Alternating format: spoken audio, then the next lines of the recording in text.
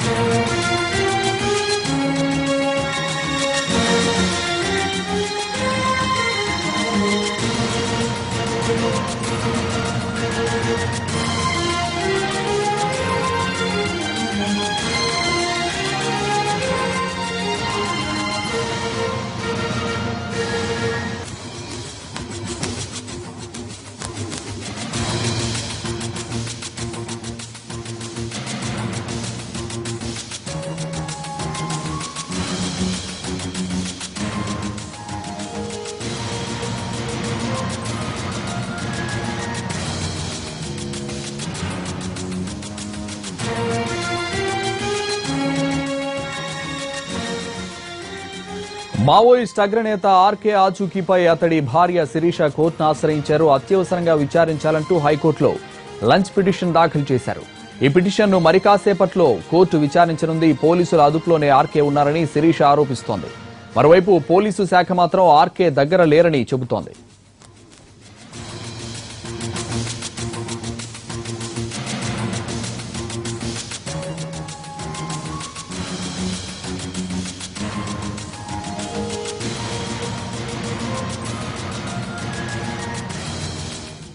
పోలీసుల దగ్గరే ఆర్కే ఉన్నారని అతడి భార్య శిరీష ఆరోపిస్తోంది. కోర్టులో పిటిషన్ కూడా దాఖలు చేశారు. దీనికి సంబంధించి పూర్తి అప్డేట్స్ మా ప్రతినిధి శర్మ అందిస్తారు. మావోయిస్ట్ అగ్రనేత ఆర్కే పోలీసుల అదుపులో ఉన్నాడా, లేదంటే అడవుల్లో ఉన్నాడా? మరి అతని పరిస్థితి ఏంటి? ఇప్పటి వరకు జాడ తెలియరాలేదు. మరి ఆయన భార్య శిరీష అలియాస్ పద్మ హైకోర్టులో హెబియస్ కార్పస్ పిటిషన్ దాఖలు చేశారు. దీనిపైన ఆర్కే వైఫ్ పద్మతో మాట్లాడదాం. ఏంటి మీరు హెబియస్ కార్పస్ పిటిషన్ దాఖలు చేయడానికి కారణం? అదే 1 వీక్ అవుతుంది ఈ ఎన్కౌంటర్ జరిగి. మాకు ఏ విషయం తెలియట్లేదు, అసలు జాడ ఏం తెలియట్లేదు. ఎక్కడున్నాడు, పట్టుబడ్డా, ఏం జరిగిందనేది తెలియట్లేదు, ఎక్కడి నుంచి రాలేదు. కనీసం పోలీసు గ్రేడ్ శాన్వర్లో ఉండి దెబ్బలు తగిలిన్నా వెంటనే చిన్న ఆశతో కోర్టును ఆశ్రయించానండి. కనీసం కోర్టుకు ఆధారపరచండి. మీకున్న సమాచారం ఏంటి? ఆర్కే అసలు బతుకున్నాడు అంటారా, పోలీసుల అదుపులో ఉన్నాడు? బ్రతికే ఉన్నాడండి, బ్రతికే ఉన్నాడు. వాళ్ళ హ్యాండ్ ఓవర్లోనే ఉన్నాడు. కోర్టుని నేను కోరుకునేది ఒక్కటే, అన్ని కోర్టుకు హాజరుపరచండి. కనీసం నా బిడ్డ పోయి దుఃఖంలో ఉన్నాను, నన్ను ఇంకేం అడగొద్దు. కనీసం నా భర్తనైనా కోర్టుకు హాజరుపరుస్తారని మీరు అంటున్నారు కండి. చట్టాలు ఇవన్నీ ఉన్నాయనని ఆ ఆశతో నేను చట్టాన్ని ఆశ్రయించాను, కోర్టులను ఆశ్రయించాను. ఉంటే కనుక హాజరుపరచండి కోర్టు. అంటే ఎన్కౌంటర్ ముందే 2 రోజుల ముందే అతడు అక్కడి నుంచి తప్పించుకున్నాడని వారు తప్పించుకునే అవకాశమే లేదు. ఇప్పటికీ కూమింగ్ జరుగుతూనే ఉంది, వాళ్ళ పరిధిలోనే ఉన్నారు. అది పక్క ఎవరైనా తప్పించుకునే అవకాశం లేదనేది మనం మీడియా కానీ పేపర్ కానీ వార్తలు వస్తున్నాయి. అవకాశం అయితే లేదు. గతంలో కూడా ఇలాంటి సంఘటనలు జరిగాయి. ఒక వారం 10 రోజుల తర్వాత మళ్ళీ ఆర్కే నేను క్షేమంగా ఉన్నానన్న సమాచారం ఇచ్చారు. మరి అలాంటి ఇన్సిడెంట్, అలాంటి సిచ్యువేషన్ మళ్ళీ ఈసారి కూడా వస్తే? లేదండి, వచ్చే వెంటనే 2 రోజుల్లో తెలిసిపోయేది. కానీ ఇప్పుడు అది వారం రోజులు అవుతుంది కాబట్టి అసలు అది తప్పించుకునే అవకాశం లేదు. కోర్టుకి హాజరుపరచండి, ఉండాలి. కోర్టుకు హాజరుపరచండి న్యాయమూర్తులు, నేను కోరుకుంటున్నాను. ఆంధ్రప్రదేశ్ డీజీపీ ఒకటి చెప్తున్నారు, వాళ్ళు ఒక మైండ్ గేమ్ ఆడుతున్నారు, ఆర్కే మాదుపులో ఉన్నాడనేటువంటి మైండ్ గేమ్ ఆడుతున్నారు అంటాడు. లేదండి, అదంతా వాస్తవం. వాళ్ళే ఇవన్నీ సృష్టించుకుంటున్నారు. ఇవన్నీ ఒక వాదన వినిపిస్తుంది, ఆయనను మట్టుబెట్టి అక్కడే పూడ్చిపెట్టారన్న బలమైన వాదన వినిపిస్తుంది. అది నమ్ముతారా మీరు? మీరు ఒకటే వాట్ ఈస్ డిమాండ్, అది మీరు నమ్ముతారా? అంత దుర్మార్గంగా ఉంటుందండి ఈ ప్రభుత్వం? అంత దుర్మార్గంగా ఉంటుందా? నిజంగా పోలీసుల అదుపులోకి వెళ్ళే అవకాశం ఆర్కేకు ఉంటుందా? ఆయనకు 6 అంచెల భద్రతా వ్యవస్థ ఉంది కదా. ఉన్నా అక్కడ అది ఇట్లా వేల మంది గ్రహణ్ చుట్టుముట్టారు కాబట్టి అవకాశం ఉండదండి. వందల వేల మంది గ్రహణ్స్ పోలీసులు మొత్తం చుట్టుముట్టారు, అవకాశం ఉండదు. ఉన్నాడని బలంగా మాకు కనీసం కోర్టుని ఆశ్రయిస్తాం చిన్న ఆశతో మీరు ఆలోచిస్తారని నేను నా భర్తని ప్రాణంతో. మీ కొడుకు ఇంజనీరింగ్ చదువుకొని ఆ పార్టీలో వెళ్ళడానికి కారణం ఏంటి? అక్కడ ప్రజల్ని చాలా దుర్మార్గంగా అసలు పోలీసు యంత్రాంగం ప్రజల్ని, చిన్నపిల్లల్ని, పెద్దవాళ్ళందరినీ ఇట్లా విభత్సంగా చేస్తున్నారు సార్. అక్కడ చూసి ఉంటారు కళ్ళ ముందు. తండ్రిని కలవాలని ఎవరికైనా ఉంటుంది. ఒకరోజు కలవడానికి వెళ్ళాడు, అక్కడ చూసిన పరిస్థితులు దాన్ని బట్టి తను నిర్ణయించుకున్నాడు అక్కడ ఉండి. వైపు మీ భర్త జాడలేక కొడుకు అనంత లోకాలకు వెళ్ళి పరిస్థితి ఏంటి? ఏ ఉండదు సార్, దుఃఖమే ఉంటుంది కదా. అది చెప్పలేని దుఃఖం ఉంటుంది సార్. ఓకే, మొత్తానికి ఆర్కేకు సంబంధించినటువంటి సమాచారం ఏ విధంగా ఉంది అనేటువంటి దానికి సంబంధించి మరి ఇప్పటి వరకు తెలియరాలేదు. కానీ పోలీసుల అదుపులో ఉన్నాడు అనేటువంటి విషయం మాత్రం ఆమె ఖచ్చితంగా నమ్ముతోంది. మరి కాసేపట్లో విచారణ జరగబోతోంది కాబట్టి కోర్టు ఏం చెప్తుందన్నది మనం చూడాల్సి ఉంది.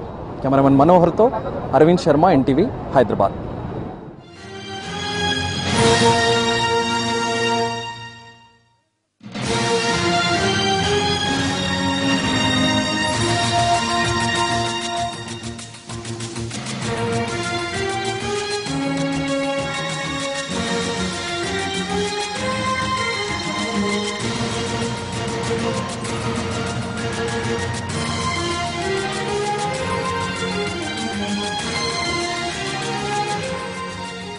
భోపాల్ జైలు నుంచి పారిపోయిన 8 మంది సిమీ ఉగ్రవాదులను యాంటీ టెర్రర్ స్క్వాడ్ మట్టుబెట్టింది. భోపాల్ శివార్లలో వారిని ఎన్కౌంటర్ చేసింది. ఉదయం జైలు నుంచి పారిపోతూ సిమీ ఉగ్రవాదులు ఓ హెడ్ కానిస్టేబుల్ ను హతమార్చారు. పరారైన ఉగ్రవాదుల కోసం భోపాల్ను పోలీసులు జల్లెడ పట్టారు. వాహనాలు తనిఖీ చేశారు. బస్టాప్లు, రైల్వే స్టేషన్లలో నిఘా పెట్టారు. అయితే పారిపోయే క్రమంలో యాంటీ టెర్రర్ స్క్వాడ్ కు శివార్లలో ఉగ్రవాదులు కనిపించారు. ఎన్కౌంటర్లో యాంటీ టెర్రర్ స్క్వాడ్ ఖతం చేసింది.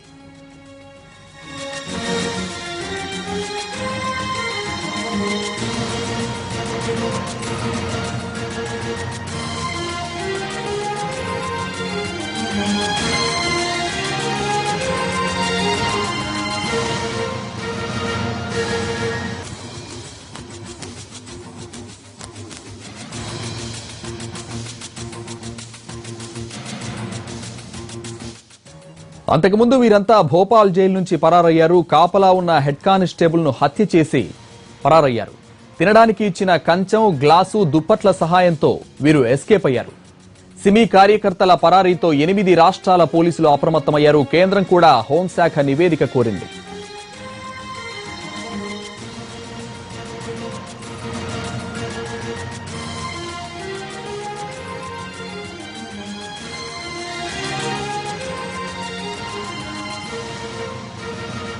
జైలు నుంచి తప్పించుకున్న వారంతా కూడా హైదరాబాద్ లో పలు నేరాలకు పాల్పడ్డారని చెబుతున్నారు. డబ్బుల కోసం సిమీలో చేరిన వీరంతా పలు బ్యాంకు దోపిడీలు చేశారు.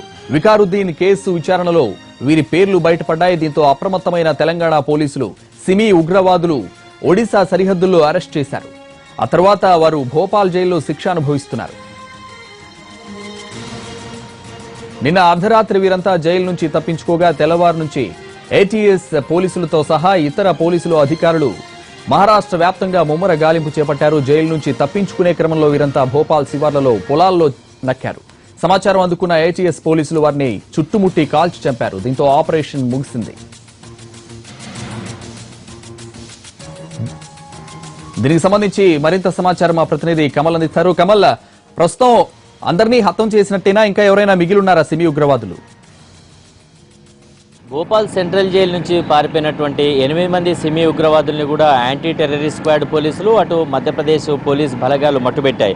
గతంలో ఈ 8 మంది ఉగ్రవాదులు కూడా నేర చరిత్ర కలిగినటువంటి కరడుగట్టినటువంటి నేరగాళ్లు కావడం. హైదరాబాద్లో గతంలో పట్టుబడ్డటువంటి సిమీ ఉగ్రవాది వికారుద్దీన్ను విచారించినటువంటి సందర్భంలో ఈ 8 మందికి సంబంధించినటువంటి ప్రస్తావన వచ్చింది. 8 మందిని తెలంగాణ పోలీసులు ఒరిస్సాలో ఉంటున్నటువంటి వీరందరినీ కూడా అదుపులోకి తీసుకున్నారు. అదుపులోకి తీసుకుని విచారించిన సమయంలో అనేక బ్యాంకు దోపిడీలకు సంబంధించినటువంటి ప్రస్తావన వచ్చింది పోలీసుల దర్యాప్తులో. ఒక్కసారిగా పోలీసులు కూడా షాక్ అయ్యారు. ఉగ్ర కార్యకలాపాలకు ఇటు బ్యాంకు దోపిడీలకు లింక్ ఏంటి అని. ఉగ్ర కార్యకలాపాలు చేసేందుకు ఆర్థికంగా డబ్బులు వెనకేసుకునేందుకు బ్యాంకుల్ని దోపిడీ చేయడానికి పథకరచన చేశారని చెప్పి కూడా అప్పట్లో పోలీసుల దర్యాప్తులు తేలింది. ఈ నేపథ్యంలోనే దర్యాప్తు చేసినటువంటి పోలీసులకు అటు కోరుట్ల బ్యాంకుతో పాటు హైదరాబాద్లో ఉన్నటువంటి చైతన్యపురి, బంజారా హిల్స్ ఈ సేవా సెంటర్లలో కూడా దోపిడీలు జరిగాయి. ఆ దోపిడీలు చేసినటువంటి ఉగ్రవాదులు కూడా సిమీ ఉగ్రవాదులు అని చెప్పి కూడా తేల్చారు. మొదట దోపిడీ దొంగల పనిగా భావించిన ఆ తర్వాత వికారుద్దీన్ గ్యాంగ్ను అదుపులోకి తీసుకొని విచారించిన తర్వాత వివరాలన్నీ కూడా ఒక్కటొక్కటిగా బయటపడ్డాయి. ఈరోజు భోపాల్ సెంట్రల్ జైలు నుంచి పారిపోయినటువంటి ఈ 8 మంది ఉగ్రవాదులు కూడా గతంలో అటు హైదరాబాద్తో పాటు మహారాష్ట్ర, ఢిల్లీ, మధ్యప్రదేశ్, ఇతర రాష్ట్రాల్లో కూడా అనేక నేరాలకు పాల్పడ్డారు.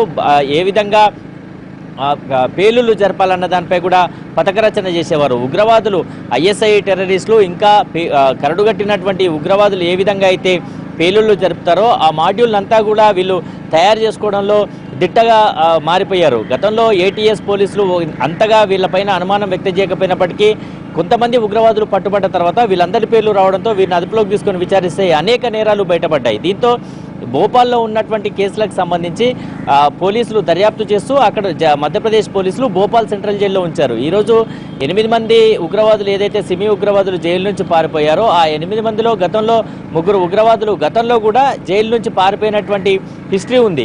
అటువంటి హిస్టరీ, పాత చరిత్ర ఉన్నటువంటి ఉగ్రవాదుల పట్ల కట్టుదిట్టమైనటువంటి భద్రత ఉండాలి, ఎప్పటికప్పుడు నిఘా ఉంచాలి, వారిని అత్యంత పగడ్బందీ భద్రత మధ్య పర్యవేక్షించాలి. కానీ జైలు అధికారులు కొంత తాత్సారం వహించడం ద్వారా ఈరోజు భోపాల్ జైలు నుంచి మరోసారి పారిపోయగలిగారని చెప్పి కూడా అధికారులు గుర్తించారు.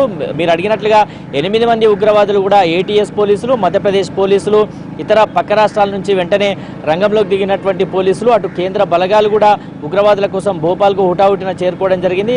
మొత్తానికి ఉగ్రవాదులు తారసపడడం, భోపాల్ సరిహద్దు దాటి వెళ్తే కనుక వారు పారిపోయే అవకాశం ఉంటుంది. ఒకవేళ పారిపోతే కనుక ఇతర రాష్ట్రాల్లోకి వెళ్ళి నేరాలకు పాల్పడే అవకాశం ఉందని చెప్పి కొంత ఇతర రాష్ట్రాల్లో కూడా అప్రమత్తం చేశారు. కేంద్ర హోంశాఖ అప్రమత్తమైంది. వెంటనే మధ్యప్రదేశ్తో పాటు ఇతర తెలంగాణ, మహారాష్ట్ర, ఢిల్లీ ప్రధాన నగరాలన్నింటినీ కూడా అన్ని రాష్ట్రాల పోలీసులను కూడా అప్రమత్తం చేశారు. భోపాల్ దాటి వెళ్తే కనుక ఉగ్రవాదులు తలదాచుకునే అవకాశం ఉంది, సేఫ్ జోన్కు వెళ్ళిపోయే ప్రమాదం ఉందని భావించి వెంటనే ఆ భోపాల్ చుట్టుపక్కల ఉన్నటువంటి గ్రామాలన్నింటినీ కూడా తమ అదుపులోకి తీసుకున్నారు. యాంటీ టెర్రరిస్ట్ స్క్వాడ్ పోలీసులకు 8 మంది ఉగ్రవాదులు కూడా తారసపడడం, వెంటనే పోలీసులపైకి కాల్పులు జరిపారు. కాల్పులు జరిపినటువంటి నేపథ్యంలోనే ఎదురు కాల్పులు జరపడంతో 8 మంది ఉగ్రవాదులు కూడా హతమయ్యారు. అంటే వీళ్ళకు ఖచ్చితంగా ఆయుధాలు ఉన్నాయి వీళ్ళ దగ్గర. అంటే జైలు నుంచి బయటికి రాగానే సేఫ్ జోన్గా ఎక్కడికి వెళ్ళాలి, ఎవరిని కలవాలి, ఎక్కడ తలదాచుకోవాలి అన్నది కూడా వీళ్ళకు ముందే పక్కా ప్రణాళిక ఉందని చెప్పి కూడా ఏటీఎస్ పోలీసుల దర్యాప్తులో తేలింది. మరోవైపు వీళ్ళకు ఆయుధాలు ఎవరు సరఫరా చేశారు,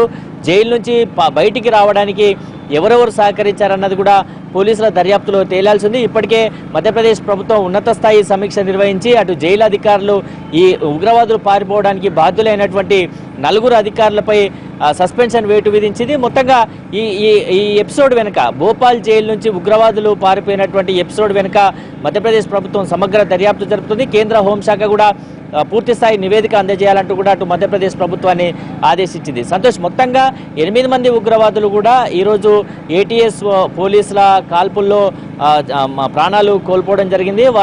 వారు భూపాలు దాటి వెళ్తే ప్రమాదం ఉందని భావించిన తర్వాతనే ఎక్కడెక్కడైతే తలదాచుకునే అవకాశం ఉందో యాంటీ టెర్రరిస్ట్ స్క్వాడ్ పోలీసులకు గతంలో ఈ ఉగ్రవాదులకు సంబంధించినటువంటి నేర చరిత్ర, వాళ్ళ కదలికలు, వాళ్ళ కుటుంబ నేపథ్యం, వారి సోర్సు, జైలుకు ఎవరెవరు వచ్చేవారు, ములాఖాతులో ఎవరెవరు కలిసేవారు, వీళ్ళు కోర్టుకు వెళ్ళిన సమయంలో ఎవరెవరు వీళ్ళని కలిసేవారు అన్నది పూర్తి స్థాయిలో సమాచారం ఉండడంతో వెంటనే మధ్యప్రదేశ్ పోలీసులు యాంటీ టెర్రరిస్ట్ స్క్వాడ్ పోలీసులను, ఏటీఎస్ పోలీసులను రంగంలోకి దింపారు. ఈ ఆపరేషన్ను పూర్తి చేశారు. 8 మంది ఉగ్రవాదులను కూడా ఈరోజు భోపాల్ జైలు నుంచి పారిపోయినటువంటి 8 మంది ఉగ్రవాదులను కూడా ఎన్కౌంటర్లో హతం చేయడం జరిగింది. సంతోష్.